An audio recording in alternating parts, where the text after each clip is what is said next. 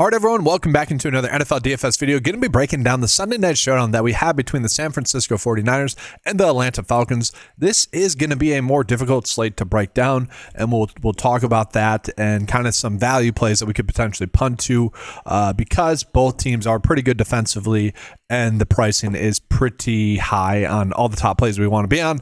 So, yes, it's going to be a more difficult slate to break down, but we're going to go ahead and try to do that. Let's go ahead and get into it.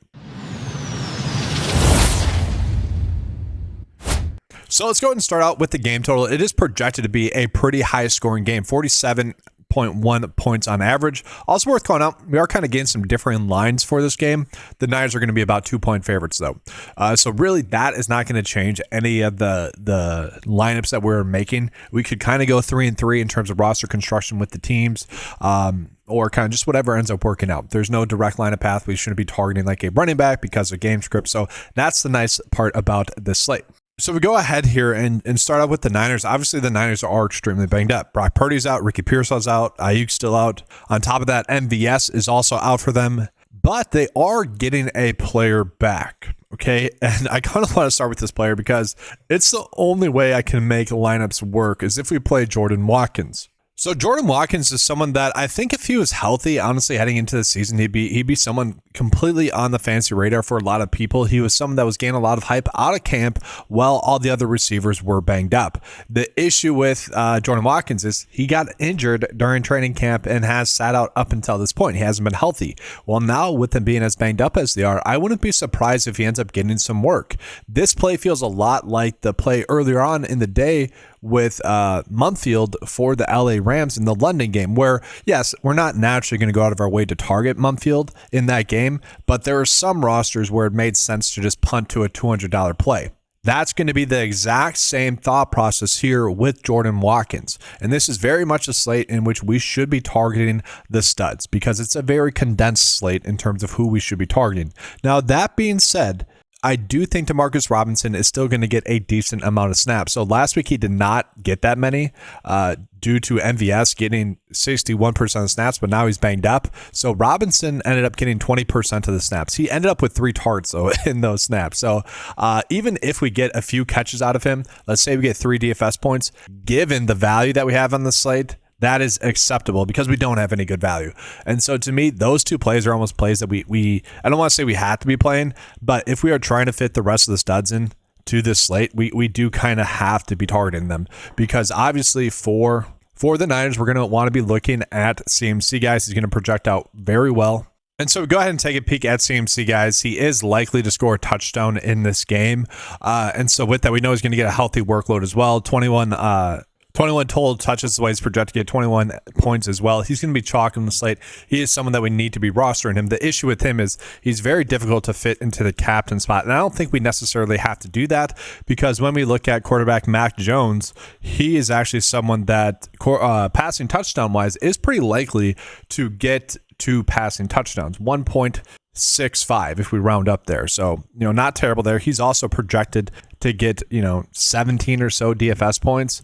I kind of think we are being forced into either playing Mac Jones in the captain spot, which I don't like, okay, because the Falcons defense is very good, or we are having to go with George Kittle, who's going to be active for the first time since week 1. Now, Jake Tungus has been someone that has been very productive at the tight end position there for the Niners.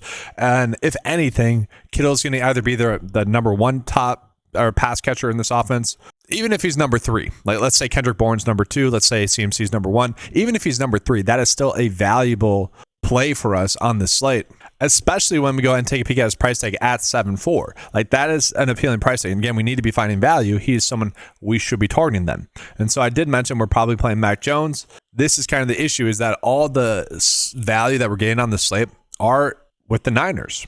And then we look at the Falcons. They are just so extremely condensed in terms of who you're going to target that it makes the slate difficult. Because obviously you're going to play Bijan Robinson. He's likely to score a touchdown. And then Drake London as well, you do want to play on this slate. And so, like, kind of looking at something like this, right? But we do want to be on CMC, so that's the issue.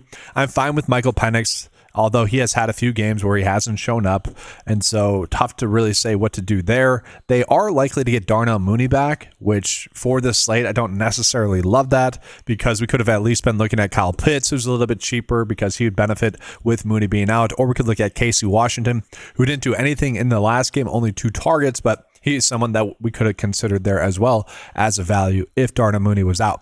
Darnell Mooney being active, though, is a very big benefit for Michael Penix. Okay, so that's also part of the issue, is that Penix gets one of his better pass catchers back as well, which makes Penix more appealing. So again, this is a slate that kind of sucks because it's difficult to make good builds, but let's just try to make this work a little bit more. Obviously, if we had Demarcus Robinson here, we could go up to another player. 5.6, I don't necessarily love that. We'd probably end up on Eddie Pinheiro there.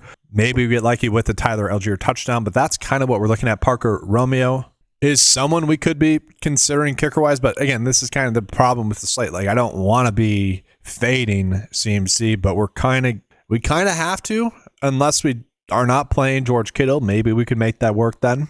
CMC there, and then we're down to 1,000, and so we already have Jordan Watkins in there. Who's someone else we could go with? Basically no one. Maybe we try to get lucky with a Luke Farrell catch on the 7 snaps that he might play in this game total.